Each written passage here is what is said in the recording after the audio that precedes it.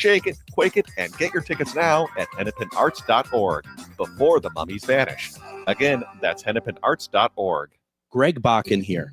I love historic tours of Minneapolis and seeing everything it has to offer. But if you know me, I like to include a little spooky in my tours, which is why I found the perfect combination. Minneapolis Trolley Tours does this amazing candlelight ghost tour that you have to check out. It's an extremely immersive experience. It's a trolley trip that starts out at a haunted mansion, traveling around Minneapolis locations, exposing ghost stories that the public and business owners would rather left untold. Then a tour of the aforementioned haunted mansion where ghosts of past residents from the 1800s reside, plus a lot of surprises to discover. Next, experience Gertrude's After Hours. Did I mention Gertrude is the mansion's most famous ghost? Maybe she'll show up. And you finish up the tour at Gertrude's Lounge in the haunted basement of the mansion with refreshments and Q&A. The trolleys are climate controlled and the mansion is restored to perfection. Check out MinneapolisTrolleyTours.com for more information. With your AM 950 weather, I'm Patrick Lilia. Tonight, clear with a low of 69, then Tuesday, sunshine with a high of 89. Maverick's Real Roast Beef serves up the best roast beef sandwiches in town, but don't miss their other great offerings like chicken, fish, Philly steak, and more. Mavericks is located on Lexington Avenue in Roseville, 1 mile south of Highway 36. Check them out at mavericksbeef.com. Portions of the following program may be pre-recorded. The views expressed and the opinions given by the individual host, guest, random reptoid, or chupacabra may not necessarily reflect those of AM 950 Radio, its affiliates, or its sponsors. Now, it's time to step into the unknown.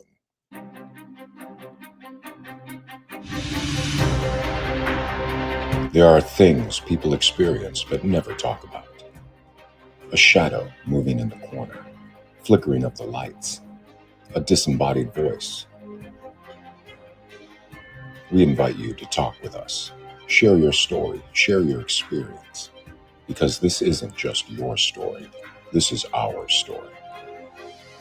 This is GhostBox Radio with Greg Bakun. And this is GhostBox Radio on AM 950, where every night we talk about the paranormal, ufology, Bigfoot, and so much more. My name is Greg Bakun. Thank you for joining me tonight. I'm really excited. We had a great weekend, getting back into everything right now, and I just can't wait to get into our subject tonight. We're going to just get right into it. We've had author Tim Rayborn on a few times before talking about light and airy subjects such as a history of the end of the world, a scary book of Christmas lore, Northern mythology. Why not keep this tradition alive here tonight, as we are talking tonight about Tim's newest book, The Scary Book of Fairy Tales. And I think this is an absolutely wonderful topic for tonight. Tim, first of all, welcome to the show. It's great to have you back as always. Thanks. No, I always enjoy coming on. It's like fourth time now, I think. Yeah, I really enjoy it. It really is. It's really great. Did the book come out? Did it come out today? It was a couple weeks ago, actually, Tuesday the 2nd. So yeah, just the 2nd. A week ago. Yeah, it was just published. Still hot off the press. Pretty much. Yeah, that hurt holding it up like this, actually. So I had to put it down. It's so hot off the press. Yeah. And thank you for putting yourself in danger like that for us. Yeah, really appreciate anything it. for art, whatever. Anything for art, indeed.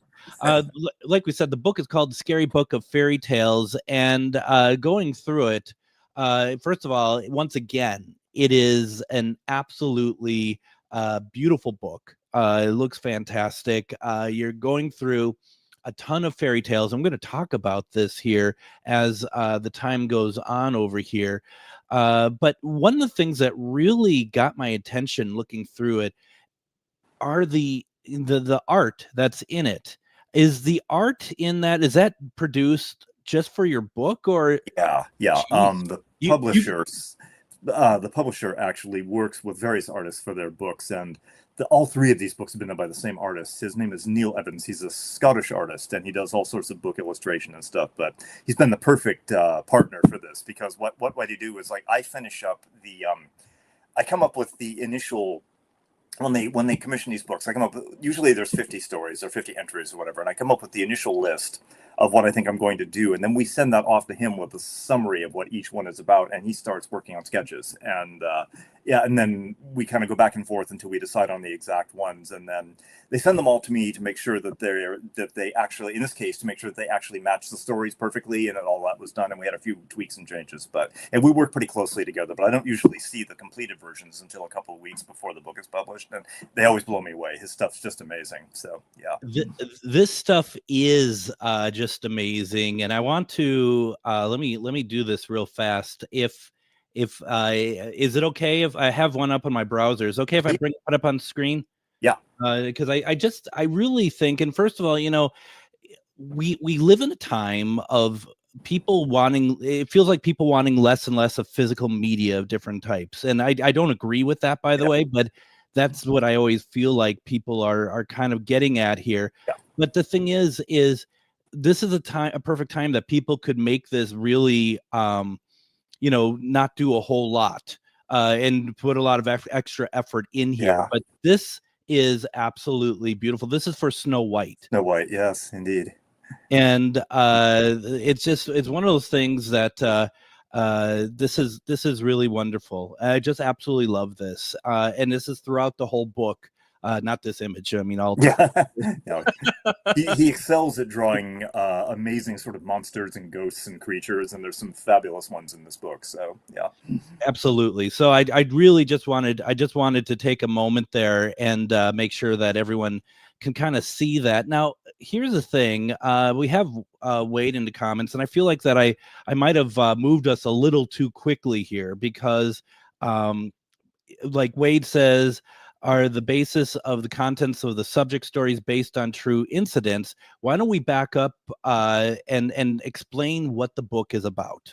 Sure, of course. Well, as the title kind of suggests, it takes a lot of the fairy tales and folk tales that we know from childhood and a lot that we don't know, and looks at the original versions of them. I mean, most of us have grown up with things like Disney cartoons and such, of stories like Snow White, Cinderella, those sorts of things, Hansel and Gretel, and they're beloved children's stories. But the originals, which were collected by the Brothers Grimm in the early 19th century from all around the Western Germany, were very old folk tales that were decidedly darker and more sinister.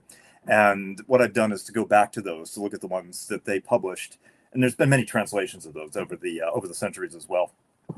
But they're decidedly darker and more violent. It's not only Grimm's fairy tales. I also have stories from other countries. There's things from Scandinavia. There's some stories by Hans Christian Andersen. I have folk tales from Africa, from Mongolia, from all sorts of, from Japan. So I wanted to kind of look at the world collection of them. It centers on the Grimm fairy tales and on Germany and Europe, but there are things elsewhere. These stories, they obviously, there are people that literally devote their entire careers to these. I know people who are folklorists, and they've written PhDs on folklore, and they look at connections. I know people will do things like they will look at the connections. They may look at the story of Cinderella, and they also see that there's a story from Persia or India that has very similar kinds of motifs and ideas, and it suggests that there's a very ancient common origin for a lot of these stories. So yeah, it's a whole world unto itself. Being a folklorist is a whole academic profession unto itself. But what I wanted to do is just, when my publisher commissioned this from me, I wanted to just collect some of the more famous stories, such as Snow White, Cinderella, Hansel and Gretel, various others like that. What's her name? I'm completely blanking now. The Goldilocks and the Three Bears. Yeah. Sure. Yeah. I had the Three Bears in my mind, but I couldn't remember. And but look at the originals and see how much more interesting they were and darker and sinister. And then I, not rewrote, but just adapted them in short form to a page or a page and a half, 2 pages for this book. Just retelling them in those forms so that they're decidedly much more PG, borderline R-rated, PG-13, borderline R-rated. They're definitely not for young children. And yet we say that now, but these stories probably were told to children in the past. And we've talked about this before when I was on for the Scary Christmas books. Like, these stories represented, in many ways, they were teaching things for people who grew up in a world that was much more cognizant of death and the other and the outside, and the forest was dangerous and your village was the safe place. So a lot of these were meant almost as warning tales to children. Don't go into the forest alone. because there's a witch there that might boil you up and eat you. What that really meant is you could get lost, or there might be wolves, or there might be predators or something. So it was a way of keeping children safe by basically scaring the hell out of them at a young age with these stories that are pretty awful and kind of traumatic. And I think there was a lot less of the sense that children needed to be sheltered and kept safe from things like that, because the realities of the world were harsher then, so they needed to face up to those at the young age. So they would repeat these fantastical tales to both adults and children as both entertainment, but also as kind of like out of a morbid fascination, and also a warning, a teaching, be careful, this is what might happen to you if you do that. Well, and that's the thing too that I find very interesting. It's kind of like a what we'd call like almost like a modern day PSA. Where it's like showing like little kids who run out in front of a moving car or something like this. Yeah. Be careful, They used to do, I don't know if you remember, but they used to do these things. And I know that Mystery Science Theater 3000, the parody show, used to have these on. They would do these educational videos from the 1950s that were about things like that. And of course, the little three shadows down there would mock them mercilessly. But there were things that were shown in classrooms, and they were often kind of horrible. Like, there were people getting hit by trains or blinded by sparks or something. They showed these to school kids all over the United States in the 1950s and 60s as like warnings to be. So it's really not all that different. Those were set in a much more in the real world, quote unquote, but they were fables. They were stories, hypotheticals, and it is interesting that there is actually a connection. You could think of them almost in that way. It is really interesting, and I'm just going to touch on this in a second. We're going to move on. We had author Richard Estep on last week, and he's based in the UK. You and I have talked about the UK quite a bit, and back in the day, they had really scary PSAs. Over here, it's just kind of like, it's kind of implied that this kid's might get hit by a car. Meanwhile, in the UK, they're showing PSAs of a kid rolling up on a hood. It's hardcore. Absolutely. And they were still, there's even still in the UK, there's still some commercials like that are pretty tough, like drunk driving things where they have people like lying covered in blood on the asphalt. These things are shown on television still, it's the kind of thing, a don't drink and drive kind of thing. And you may remember, when you took your driver's ed when you were 16, they showed videos of actual car accidents and what had happened to people as a way of trying to scare kids. And you had to get parental permission to view those parts of it. But it was like you'd see these wrecks, on the things and blood all over the place and whatever. It's really not that different. It's perhaps arguably more practical and less fantastical, but they used what they had at the time. In 18th century Germany, it was not a completely different kind of thing. So we've established that these are, back in the day PSAs, and I think we also established that you wrote this book because you hate Disney. So no, I don't hate Disney at all. I think Disney's wonderful. But, these are the original stories. And I think people really are I think most people are aware of the fact that the Disney stories and other modern adaptations are a little bit sanitized, but I don't think a lot of people necessarily know the originals unless they've read that. Even the Grimm's fairy tale books that you can get in the store are often for children. So they've been very carefully kind of sanitized and edited, and they're not the originals that they've been made appropriate for, like, say, the 6 to 8 year olds, who might be listening to them and such. So, yeah. Now, I don't have kids, so my barometer, because my barometer is really off here. I was going to ask you, do you think it's wrong that those books had been edited, even like as supposed to be the real version of the fairy tales, but it's been softened for children? Do you think they should have left it as is? I don't know. It's an interesting question. I'm not a child psychologist by any means. I think that there's an age when it's appropriate for that. I think these days, like very small children, 5, 6, 7 years old, don't need the originals. But I think by the time they're, 10, 11, they're more than capable of handling those. So that would be my safe answer. No, and it's right. It's who's to say, Joshua says all stories have a meaning. And of course, let's see here. All stories have a meaning. It's how we perceive them over time throughout history and in our lifetime.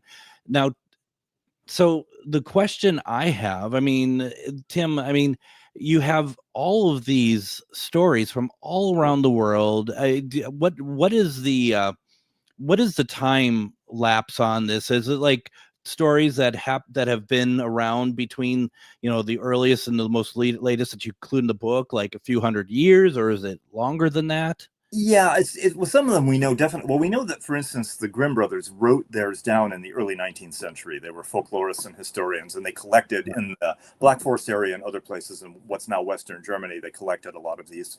Some of those stories are probably very old and may date to the Middle Ages, some versions of them. And folklorists have delved into older stories that were written down and found similarities, and some might be older than that. When you get into other places, such as in Africa or Mongolia, we have no idea how old they are. They could be 100 years old, they could be 900 years old. We don't really know. So it's I say the at least, I'd allow at least 500 to 700 years for some of these, if not more. So, and some of them are more demonstrably written down later, and a few of them, like I've included stories by Hans Christian Andersen, who wrote The Little Mermaid, and he he lived in the mid-19th century, and he invented his own stories, kind of loosely based on Danish folklore, but they were his own stories, so those have a definitive, And there's other examples of that, even like the Goldilocks story. There's versions of it. The earliest versions I think we know of date from about the 18th century, and the one that I have in this book is really more from the early 19th century. So yeah, they may have just been invented by those authors at that time.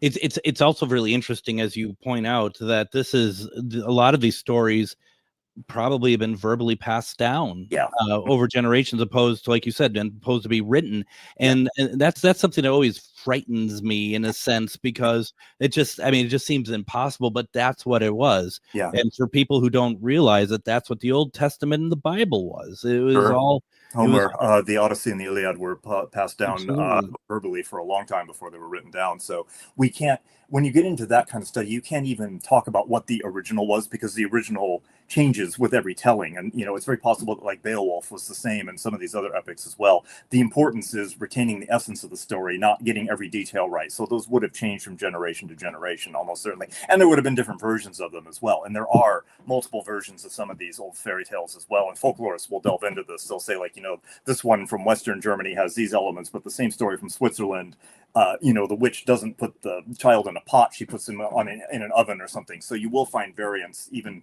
within a relatively small geographical area. You'll find that those things change.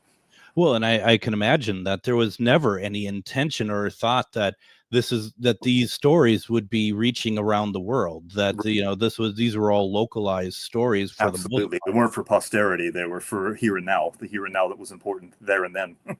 Isn't that something? That's incredible. Why don't we go ahead and do this? A couple things I want to do here. First of all, folks, I'm giving away tickets tonight for the Twins game tomorrow against the Yankees. If you're interested in getting tickets from me to go tomorrow, send me an email, comment at ghostboxradio.com. Send me an email. I was gonna say put your email address on there, but if you're sending me an email, I can figure it out. I'm not that dumb. And we'll set you up with tickets. When we come back, it's going to be really pretty cool, actually, as Tim is going to do some readings from the book. And I always enjoy that, because you really get an idea of what the book is about.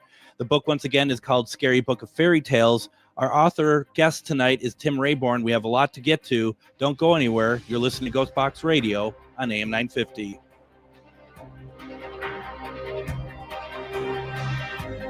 Greg Bakun here. I've told you about the out-of-the-world Greg Bakun here. I've told you about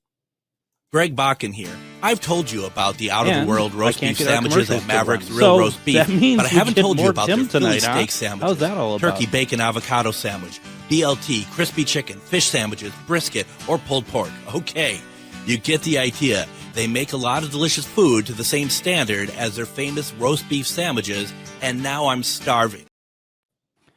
Tim, I think you broke my system with your fairy tales. I think that's what's going on here. I don't know. I heard the ad start 3 times, and it's You know what? That's interesting. I didn't hear it at all. Oh, okay. And, I did hear it start, and then it would fade out, and then it started over, and that happened 3 times. I don't know. That's just how it goes. That's okay. Because you know what that means? It means more Tim Rayborn. Oh, I don't know if that's a good thing. Well, we'll let history decide if this is a good thing or not. And Once again, the book is called The Scary Book of Fairy Tales. What a fantastic subject. You can get it at all bookstores. You can also go to your local bookstore and order it in. You can also go to GhostBox Book Club. There's an Amazon affiliated link that helps the show directly. Maybe we're able to play commercials if we have people buy it through there, that the money can come back and we can repair our commercials. Who knows what's going on? Tim, magic. Yeah, right, exactly. Through the power of Marconi, we are unable to give you commercials tonight.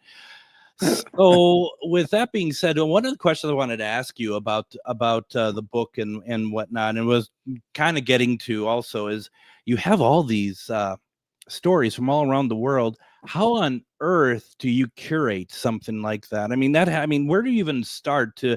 I mean, I'm sure it's easy to be like, okay, Hans Christian Andersen, Sure. Brothers Grimm. We know that these sort of things are going to be essential, but then to open beyond that, how do you get there? I mean, sure, like the original Grimm's stories are all available online in translation, the originals, the uncensored versions.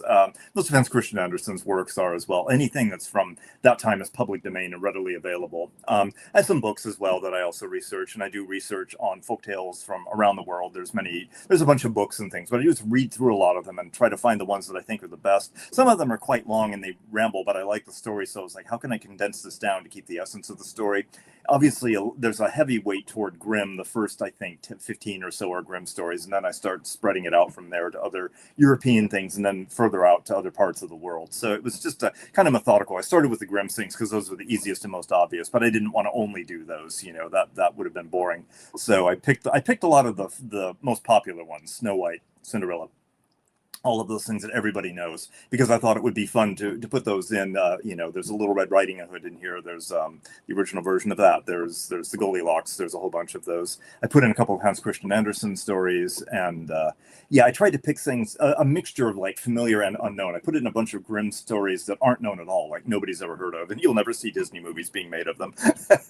So it's sometimes I choose more than I need, and then kind of pick, from there what seems the best.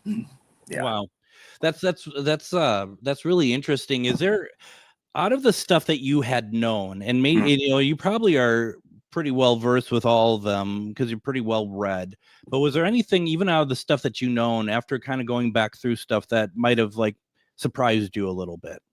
Some of the Grimm ones are shockingly violent. There's like some really interesting things with those, but there's also some of the things from later times, or not later, but necessarily from different sources that have just like horrible things about people, getting decapitated, getting their hands cut off, and all this sort of stuff. The Hans Christian Andersen stories are terrible. The Red Shoes by Hans Christian Andersen is pretty awful. So there's a lot of gore and dismemberment and violence and, all those kinds of things.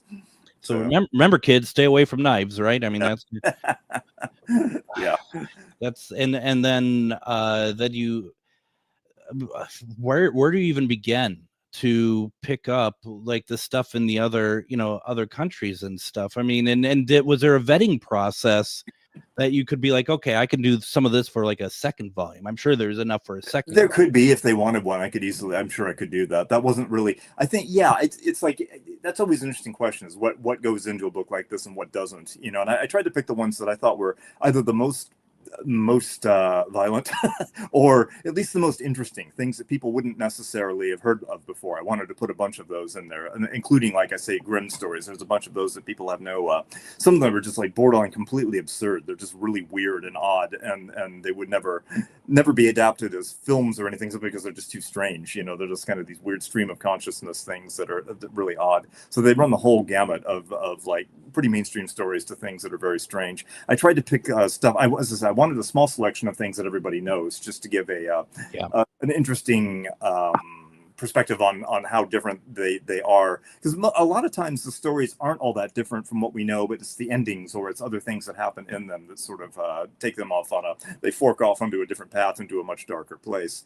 And then after that, I just wanted to pick out truly unique things, like stories I'd never read before that I thought were interesting. Like, oh, this is cool. I like this. So it was kind of like trying to do a balancing act, about 50-50 of like stuff and things you've never heard of before, things you think but you don't know the whole story, and then other things that you've never heard of at all. all. So yeah. So you have some stuff to read for us tonight.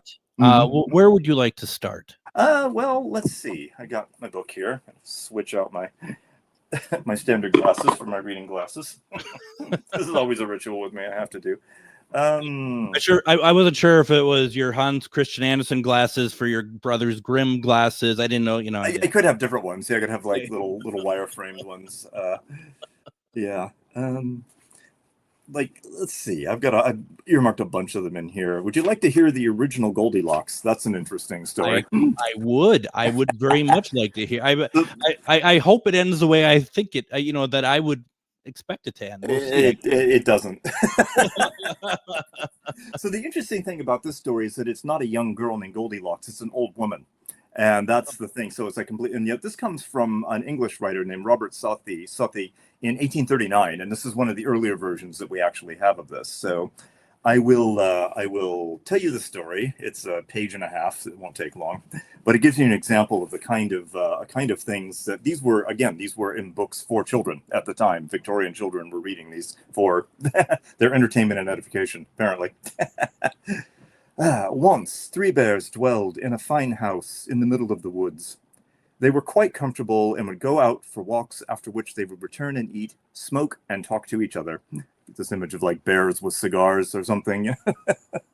One bear was large, another of medium size, and the third was quite small. They would eat their porridge from pots, a large one for the biggest bear, a middle-sized one for the next bear, and a small pot for the littlest bear. They each had a chair as well, each one befitting their sizes, and of course, each had their own bed, which matched their sizes as well. One morning, as they served their porridge, they found that it was far too hot, and having burned their tongues on hot porridge before, they decided to go for a pleasant walk in the woods and let it cool for a bit. It happened that while they were gone, an old woman by the name of Silverlocks was wandering in the woods and came upon the bear's house. Curious, she looked through the window and the keyhole and then lifted the latch to the front door. Finding it unlocked, she crept inside. She found the porridge pots and decided to sample them. The bears were kind, and if she had just waited until they came home, they might have shared some with her. But she was greedy and helped herself. She tried the porridge from the largest pot, but it was far too hot, and she swore and spat it out. The porridge in the second was too cold and not to her liking, but the porridge in the smallest pot was just right, so she ate it all. She next went to their chairs and found that the largest chair was too hard, while the middle chair was too soft, but the smallest of the 3 was just right. And so she stayed there for some time and began to nod off, but her weight was too much for the chair and it broke underneath her. She swore and went upstairs. Finding the 3 beds, the first 2 were not to her liking, but the smallest felt just right. Thus she lay down in it and fell asleep. A short time passed, and the 3 bears came home to find their door open. Going to the table, they saw their porridge pots. "Somebody at my porridge pot has been," shouted the largest bear. The medium bear did the same. The little bear whispered the same and saw that the porridge was all gone. They went to their chairs. "Somebody in my chair has sat," the great bear proclaimed, as did the middle bear, while the smallest said the same, but saw that the chair was broken. Going upstairs, they saw that their beds had been disturbed. "Someone's been lying in my bed," yelled the big bear, while the next one yelled the same. "Someone's been lying in my bed," the littlest declared, "and here she's lying still." They drew close, saw the old woman slumbering away. Hearing them approach, she awoke and shrieked to see 3 bears glaring at her. She then ran to the window and jumped out. She fell to the ground, broke her neck, and died. I'm sorry. First of all, it's like a version of the story that we know, but like from Wish. It's not even Goldilocks, it's Silverlocks. Silverlocks. One down. You downgraded one level. And, like Plastic Locks comes around later and checks it all out. Tinsel locks or something. Well, but of course it has to be a horrible ending where she dies. Yeah. Now I'm trying to remember in the version that we have become accustomed to. does Goldilocks, does it end with her getting along with them, or does she kind of run out? Or I think she just runs away. The message in all of those is, don't steal, don't take what's not yours, wait for charity to be given, or ask, before taking. Is really, that's the message. It's just that this was a more brutal version of that story. So, and I think the point being, someone her age should know better. You can almost expect a child to make that mistake, but someone who's an old woman, they even say she's a greedy old woman, and it's like, don't become that person in your old age is the message here. And I feel like that she is shocked that bears own a house. Yes, yeah, and drink and smoke and eat porridge. Well, and that's the part I really like. There's a like, I think Celestial Seasonings does a tea called Sleepy Time. Yeah, Sleepy Time with the bears in pajamas. Yes, and it's much more agreeable than the toilet paper commercials with bears with toilet paper on their butt. I never really got that one. No. The artist, actually, Neil Evans, did a wonderful drawing of it. You can see here's the bears glaring at the old woman who's asleep. You can see they're very, very unhappy, and then they're about to pounce on her, and there she is sleeping, not even noticing. So in Silverlocks, there she, there doesn't actually seem to be anything redeeming about her. No, that's it. She's kind of a there often are these kinds of characters. They're just sort of despicable people that deserve what they get, and that's often you're not supposed to sympathize with them. It's a don't be like them. The main character is often the person you're not supposed to emulate. They're not a role model. Do you have any idea when this story got softened, and that with the introduction of, instead of an old lady, this younger girl? I think this one in particular was pretty soon afterwards, but 1850s, 1860s, there was the version called Goldilocks that somebody sanitized, and probably some Victorian writer thinking, well, we could make a more appropriate for children version of this. So that was very much a preoccupation with some writers at the time, is how do we make these kinds of things a little more sanitized. So it was pretty soon after this one, I believe. That is really cool, actually. To hear the original version. Yeah. It's one of the earlier versions we have anyway. And there are versions from the 18th century that have similar types of stories, but this one was, so he might have heard it from like a French folk tale or something, and then wrote down his own version of it. Yeah, no, that is really cool. Now, do you have anything, another one that you'd like to read for us? Sure, I love this one. Let me find it. It is an old Yorkshire fairy tale called, I believe it's this one, yes. Man, this is more like a film by Rob Zombie or something like that. This is a folk tale from Yorkshire, Northern England. It's called The Satin Frock. And again, you would think, oh, that's going to be nice. It's about a little girl in her nice satin shirt, and isn't that sweet? Sure. Once there was a little girl named Mary. She had a fine satin frock, but her mother gave her a stern warning. If Mary got it dirty, her mother would kill her. It happened one day that Mary was out for a walk when a herd of cows came wandering by. Their hooves kicked up some mud, which splashed on Mary's satin frock. She sat down on a nearby doorstep and started to cry. The woman who lived in the house heard her and came out to see what troubled her. Mary told her about the dirty frock and what would happen to her if she went home. The woman took pity on her and brought her inside, where she washed the frock and dried it. She then sent Mary on her way, telling her to be careful not to get it dirty again. As Mary walked along a lane on the way home, a horse came trotting by and splashed her frock with mud again. But now Mary was nowhere near anyone who could help her, and she had no choice except to go home. When she got there, she confessed to her mother what had happened. She flew into a rage and dragged Mary into the cellar, where she cut off her head and hung it up on the wall. That evening, Mary's father came home and asked where she was. The mother lied and told him that Mary had gone to stay with her grandmother for the night, and this satisfied him. Later that night, at bedtime, he decided to fetch some sticks from the cellar in order to make a fire. No, let me, the mother said. No, I will do it, he insisted, and she could not persuade him to let her go down to the cellar instead. When he arrived there, he saw Mary's head on the wall. After he came back up, he asked her about it. Oh, it is a sheep's head, Mary's mother lied. Tomorrow I will make some broth for our dinner. And she did just that, serving a broth made from Mary's head. The father sampled some and said, it's a nice broth. As Yeah, it is a nice broth, he said as he slurped up some in his spoon. But oddly, it tastes like our Mary. After he said this, she became very frightened, knowing that she couldn't hide the truth from him any longer. And indeed, when he discovered what she had done to Mary, he dragged her into the cellar and killed her. The end. I mean, I'm speechless. I mean, there's a lot of questions. I mean, I mean, out of a story that is so bizarre, and that's a nice way of putting it. How does he know what our Mary tastes like? You know, yeah. Who knows? I mean, that in of itself is weird and disturbing. Yes. I mean, and that's just one small bit of disturbing compared to everything else that's disturbing. Right. When she said at the beginning, if you get that dirty, I'm going to kill you. It's like, well, she's dead, isn't she? Yeah. You kind of already know. Even though she's the biological mother, she has kind of the wicked stepmother sort of vibe in this as well, like the evil, the mother that hates her child already. It's like a motif that you find in these kinds of things, except here she happens to be the mother. So yeah. Joanne says warped. I love it. Yeah. God. And of course, Nancy has commentary. Obviously, the husband wasn't related to mine. He had sent me down to the cellar. And he would have gotten away with it then. So they would have gotten away with it. So, these things are often meant to teach something. What is this teaching? I mean, is it teaching having a Clorox, stick on you so that you can, clean yourself? I mean, I don't know. Make sure you keep your clothes clean. I don't know. So I think some of these were, in many ways, they were just intended to scare or to upset. They may not necessarily have been teaching things.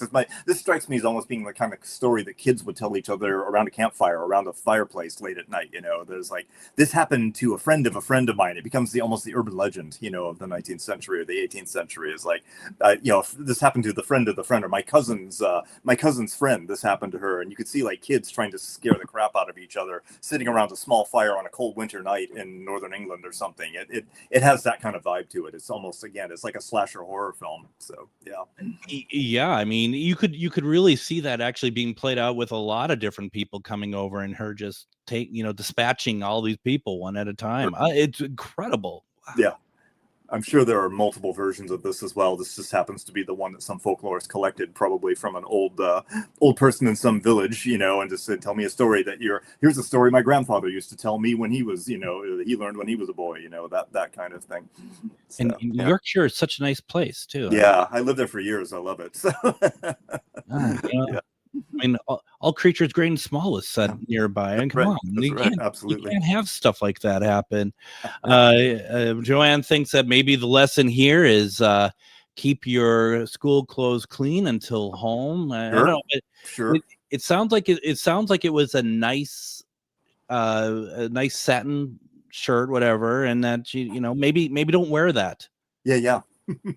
Only wear it on special occasions. Yeah. And it's interesting because clothing appears a lot in these kinds of stories. As I said, there's the Hans Christian Andersen story, The Red Shoes, which is about that. The daughter wants these fancy red shoes and she wears them at inappropriate places like church. And then she ends up getting cursed and can't take them off. And she starts dancing and they won't, and then she has no choice but to have a woodsman something cut her feet off so that she can actually be free of them. And it's, that's the story. So, yeah. So once again, it's like there's a time and a place for certain things. And if you break that taboo or that thing, then bad things will happen, whether it's clothing, whether it's behavior, there's all those sorts of things. And I think that's actually a very, very good point because, we live in a time, and this isn't a, where, that the young people are doing stuff they shouldn't sort of, mantra that I'm trying to do, but it's more like we do forget, even as much as say 60 years ago, you could probably even say 40 years ago, there are norms that was expected. And like you just said, there is a time and a place for certain things to happen. Mm-hmm. Yeah. And I'm sure there still is. I just not really, privy to such things. But I mean, it's absolutely right. And how else do you get people to, and especially probably around that period of time, you really want people to fall into suit there. There is no room for not doing so. Right. Yeah. Rightly or wrongly, I suspect that's behind a lot of these kinds of stories. Yeah. Again, it's a teaching thing in a different way. Yeah. Incredible. Nancy then also says, I love the warped that was, and I got the evil stepmother vibe. Yeah, totally. Yeah, it's a similar kind of motif. It's the mother in this case, but it does have that sense, and then it's the father who actually enacts justice on her by killing her in the end. And that often happens even in stepmother stories as well. There are plenty of Grimm stories where that kind of thing happens that aren't just like Cinderella and such. There's a number of other stories where the evil stepmother does something and then the father finds out and ultimately kills the stepmother in revenge for what she did to the children or such. That's a common fairy tale motif. Wow. Okay. Yep. Well, what I want to do, because I want you to read another one if you got another one for us. In the meantime, though, because I'm not going to try another break here, because what's the point? It's not really working. It's all me. I'm doing it. It's you. You must not change focus from me. So I quickly want to I just quickly want to remind folks that we have Twins tickets to give away for tomorrow's game against the Yankees. It's a nighttime game. I think it starts at 6:40 or something like that. I'm giving away tickets. Send me an email, comment at ghostboxradio.com. That's comment at ghostboxradio.com. And let me know that you want tickets, and we'll do our very best for you right there. Also, I just want to say tomorrow on GhostBox Radio with Greg Bakun, we're going to have on Suzanne Worthley. And Suzanne and I have been friends for a long time. She is, I truly believe she's from another planet, and I would say that to her face as well, and I have. And we're going to be talking about alien energy tomorrow. It's going to be a really interesting conversation because she knows so much stuff that pretty much all I do is I just sit and listen and enjoy. So you don't want to miss tomorrow, just like you don't want to miss the rest of this. Once again, the book is called The Scary Book of Fairy Tales by author Tim Rayborn. It's available on Amazon, Barnes & Noble. You can go to your local bookshop and order it. Go to GhostBox Book Club, which is on my ghostboxradio.com page. And there you can use the Amazon affiliated link that will net me millions of dollars, quite frankly. That's how well that works, Tim. I didn't know if you knew that if they use that link, I get more money than you had ever made on those books. So I don't doubt it, actually.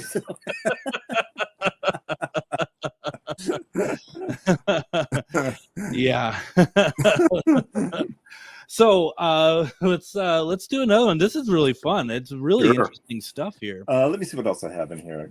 Once again, change out my glasses here. Yeah, I mean, that just seems to be really the focus of the show is... Yeah, sure. I mean, these are a little bit different because these are actual stories, whereas the previous couple of books were like stories about things. These are the actual stories themselves. These are the stories, yeah.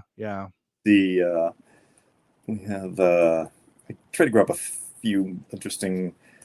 Oh, I like this one. This is called The Place Where There Were No Graves from Egypt. Oh, interesting. Okay. Yeah, this is a good one. See, yeah, we'll do that one. Once there was a man who had a wife he loved deeply. They were happy for many years, but one day she died. The man was distraught and didn't know how he could live without her. He began to wonder if there was a place in the world where no one ever died. If so, could he find it? After he'd spent much time grieving, he resolved to set out to discover if such a place existed. He wandered all over the land, searching and hoping that he might yet find a place where death did not hold everything in its cruel grip, a place where people felt no sorrow at the loss of their loved ones. Was there anywhere in the world that had no graves? One day he wandered into a land to the south and soon found a town that seemed different. He realized that this town indeed had no graves. Could this be what he was searching for? Was it possible that the sting of death did not touch the world here? He didn't dare to hope. He found a local holy man and asked to stay with him. The holy man was very accommodating, telling him not only that he could stay, but he would be able to feast on fine food. That night they settled down at the table, and the holy man offered him a choice piece of roasted leg. But the man looked about, wondering why no one else was there to join them in sharing his meal. "Tell me," he said to the holy man, "where is your father?" The holy man smiled and held up the meat he had just offered. "This is his leg." He pointed to a shelf nearby and said, "The rest of him is up there. Now come and eat with me." The man learned that in this town, whenever someone fell ill or was wounded, they were killed so that they could be eaten. And that was why there were no graves here. Terrified, the man ran out the door and kept on running until he returned to his own country. His gruesome discovery led him to accept death and the normal passing of all things. Wow. So yeah, Cannibal Town again, another Rob Zombie film here. No, basically. Have you ever tried human meat? No, I'm I just have kidding. not. I don't eat it anyway. So. And even if I had, would I admit it? Yeah, right. Exactly. Well, it's have you ever had filet mignon? Phase in my 20s, but So I mean, is that the purpose of the story, is to accept death? I think so. It's a combination of the meat taboo, the cannibal taboo, but also I think that death comes to everyone and you can't escape it. And yeah, you have to grieve and move on. And trying to find a place where death doesn't exist is a search in vain. And he finds something more terrible than death, really, which is that these people eat their dead. So yeah. Well, so it's just I had a thought here, and I think it just left, which is unfortunate. Because it's just it's such a. I was going to say, I'm going to back up here, that what I think is really interesting about this is, as soon as they said, "Here, have this leg," and he's eating it, I'm sure when you read it as well, you're like, okay, well, we're going somewhere with the leg. But yeah, he didn't say have a piece of beef or a chicken leg. No. Yeah. But now, that's us now. But back in the day, people would have been surprised even more so. I mean, it's still shocking, but it would have been like, they wouldn't have even thought that there's something like some kind of like leg that you wouldn't want to eat, sort of. Right. Yeah. Yeah, the cannibalism taboo definitely, is what's brought up here, and then that comes up even in Grimm's fairy tales, the story of Hansel and Gretel. The witch wants to eat the children, so she fattens them up. So there's like that. That's a common theme that runs through things as well. Is the notion of the taboo of eating human flesh. Definitely, the taboo. Here's the thing though that's interesting about that, and you're absolutely right. I don't think about it, because I take it at face value as, say, witch, and I'm thinking in the fairy tales, witch not really even being human per se. Yeah, right. But you're right, it is a story about possible cannibalism. Mm-hmm. Sure, absolutely. Yeah, mm-hmm. and the ultimate forbidden sort of thing. Yeah, so interesting, and it kind of even is like I mentioned last week on the show, like I don't always put two and two together that something like Christmas Carol is actually a ghost story. Yeah, of course. Yeah, yes. It was not the only one. The Victorian Christmas ghost was actually a tradition beyond Dickens. There's a number of ghost stories that are quite creepy for a Christmas time that were very popular in Victorian England. So yeah, kind of upturns our concept of what these things were like. And I think the fairy tales do that too. It's like they're meant to be kind of unsettling. They're meant to take you out of your world and be jarring and sort of, and not all of them are. Some of them are very sweet, but a lot of them have this real dark sort of sinister undercurrent to them. Definitely. Well, and it's really interesting. And Joshua says, and I think this makes a very strong point. Rather than cannibalism, he says that he'd rather eat a chicken nugget. So I'm assuming he means McNugget. Yeah, I mean that's strong words indeed, if you ask me. I want to ask you, kind of off topic a little bit, because the whole thing, and like you said, there's a whole thing about ghost stories for Christmas. Yeah. Big BBC kind of anthology series throughout the year. Yeah, and whatnot. They've done those. They're really good. They are very good. Why do you think? And maybe I'm wrong here. I've never really felt like the ghost story aspect really hit Christmas in the US the way it has in the UK. Not really, no. Do you have any thoughts why that might be? I mean, I think they were popular in Victorian Britain for maybe 40 or 50 years, and then the fad kind of died out, and I think it just never really made its way over here. It wasn't like it was an ancient tradition that had been going on that was brought over by the colonists in the 18th century or something. It kind of arose in the earlier 19th century, and it kind of waned it went from about 1820 to 1880, and it was just like it was a literary fad that then kind of died out. So it just never really crossed the ocean. I think it was really more just as simple as that. Yeah, it's interesting. I mean, because it's such, and I find it to be, when you think about it and think about how people decorate their homes and stuff during the year, and it's often you have your Christmas lights inside or outside, or whatever, but it's generally surrounded by darkness. It really kind of plays to that as well. I mean, short nights too, as we talked about in the Christmas thing. Yeah, long nights, short days, cold weather, all of that kind of stuff can play into the imagination sitting around the fire. And again, so many of these stories I think would have been told in those kinds of situations as well at any time of year. Gather around the fire and we'll tell you the story about Hansel and Gretel or about Snow White, and the kids might, listen, wide-eyed in horror, but then after they were done, it would get them all worked up and they'd want to hear it again, so Yeah. it's that, we love a good scare. And I think these were really very much intended for that. And these stories also are trying to give a lesson as well, especially Christmas carols, giving a lesson. Absolutely. Yeah. About charity and about forgiveness and all of that sort of thing. So, Yeah. A lot of deep layers to these. And I said, there are people that spend their whole careers, academic careers, studying folktales and such. It's absolutely fascinating. I mean, you can delve into these for a lifetime. There's so many. And again, you see recurring motifs and stories all around the world. And as you'll find in some of the other stories, I have stories in here from Africa, from Mongolia, from Japan, and they have similar types of ideas in them as well. So it's interesting to kind of see how they resonate, and with people in other countries and other parts of the world. What the kind of Japanese stories are there? Because the first thing that comes to my mind is the whole night we've been talking about stories that try to teach a lesson. The Japanese culture being so orderly based. I'm curious to know some examples if you have any for those. Sure. Let me find it. There was a Japanese story in here. Dear. Of course, I won't be able to find it now. It's the clock ticking here. Oh, it's called Botan Doro, the Peony Lantern, and it's a story. It's actually not very long. Why don't I read it? It's a short one. Okay. This is from Japan. This is a folktale, a fairy tale from Japan. And as with so much of Japanese folktales, it involves a ghost. Japan is just huge on female ghosts in particular is Sure. a central part of the. So yes. Let's see. A long time ago, there lived a widowed samurai named Ogiwara Shinojo. On the first night of Obon, a commemoration of the dead, he saw a beautiful woman carrying a peony lantern, accompanied by her young servant. At once, Ogiwara was taken with her, and he approached her. When she told him her name was Otsuyu, he asked if she would visit him in his home. She agreed and came to see him. That night, the two made love, and she stayed with him until just before dawn. Ogiwara was happy when she returned again the following night, with the servant now carrying the same lantern. Otsuyu stayed with him again, and it wasn't long before he fell in love with her. She visited him every night, though she always left just before the light of dawn. Ogiwara lost interest in others and in anything else, staying home all day and waiting for her to arrive each evening. It was all he cared for. He even neglected himself. And so this nightly affair continued for almost 3 weeks. During this time, Ogiwara began to grow weaker with some kind of illness.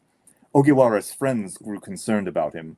His next-door neighbor, an old and wise man, happened to hear Ogiwara and Otsuyu laughing together one evening. He decided to investigate, and peering through a small hole in Ogiwara's wall, he saw that the man was in the embrace of a skeleton. Otsuyu had no flesh at all, and when she spoke, a terrible voice sounded instead of that of a gentle young woman. The old man spoke to Ogiwara the next day and told him what he had seen. Otsuyu was really a ghost, and Ogiwara needed to go to the nearby temple. He agreed, and once there he found Otsuyu's grave with an old peony lantern set upon it.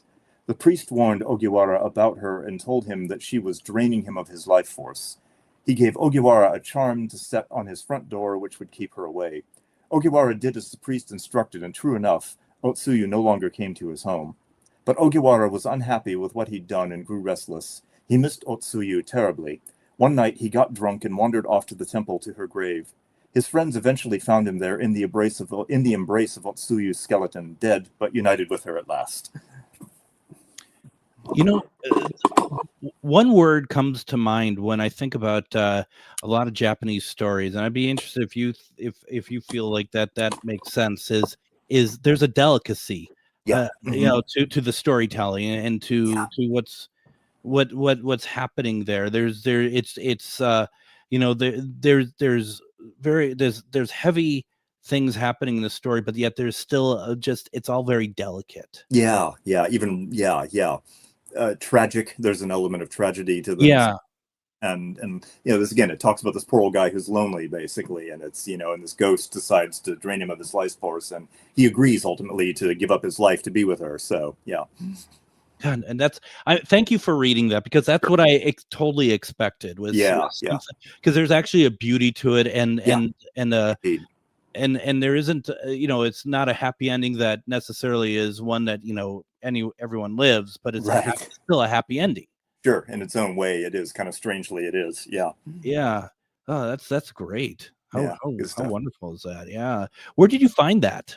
Oh, it must have been in a book of Japanese folk tales. Yeah, as I say, I do research on these things. Gosh. Yeah, there's a whole bunch, and some of them are very, very long. Another trick is like some of these stories are very long, and finding ones that are either short enough or that I can condense to match a book of this size is also part of the trick as well. So I'm certainly talking about choosing things. I'm somewhat limited by that as well. Some of these stories just go on for page after page, and there are things that are like epics. Basically, I found some really interesting ones in China, but they were just so long. There was no way I could reasonably condense them in order to make them fit. So yeah, it's always a concern as well. Now, is it okay to talk a little bit about the next book coming out here? Oh, sure. Yeah, we have about less than a minute, but in a couple of weeks I have another book coming out called the Little Dictionary of Dream, Little Dream Dictionary, and it's basically it's 1,000 entries of the strange, surreal, bizarre things you might see in your dreams and what dream analysts think they might mean. So it's a quick, handy way to look up something in alphabetical order. If you dreamed about a green door, what might that mean? It has some pretty strange ones in there as well. So it was a lot of fun researching those. Gets into Jungian stuff and all sorts of really cool things. And you're gonna come back on and we can talk. I'd love to. Sure, let's book a time. I'd love to talk about it. Yeah. Well, I love it. Most people don't get a book published in their lifetime. Here you have two coming out in a month. And weird coincidence. It just happened to happen at this time. They were supposed to be several months apart, and then they kind of just got two different companies. So two different publishers. Oh, two different publishers. Yeah. Okay. Yeah. Definitely want to get you on to talk about that. Love Dreams, and I know the audience will love it as well. Yes. The book we're talking about here that we're wrapping up with is called The Scary Book of Fairy Tales. Does it make that noise, or is that you? That was me. All right. Damn it. I confess, that was actually me. It doesn't do that. If you buy a book though, you can call him up and Tim will make that sound when you hold the book in front of the Absolutely. camera. You can record it and save it as an MP3 or something if you want. The Scary Book of Fairy Tales, written by Tim Rayborn. You can get it on Amazon, Barnes & Noble, your local bookstore, or GhostBoxRadio.com, GhostBox Book Club. Tim, this was awesome. Thank you so very much. Thank you. Always love coming on and chatting with you. It's always great fun. Always love having you come on. Tomorrow we're going to be talking to Suzanne about alien energy, and maybe commercials will be played as well. I won't be here, so yeah. Everyone, I'm going to tune in. I'm going to tune in tomorrow just to see if the commercials work. So yeah.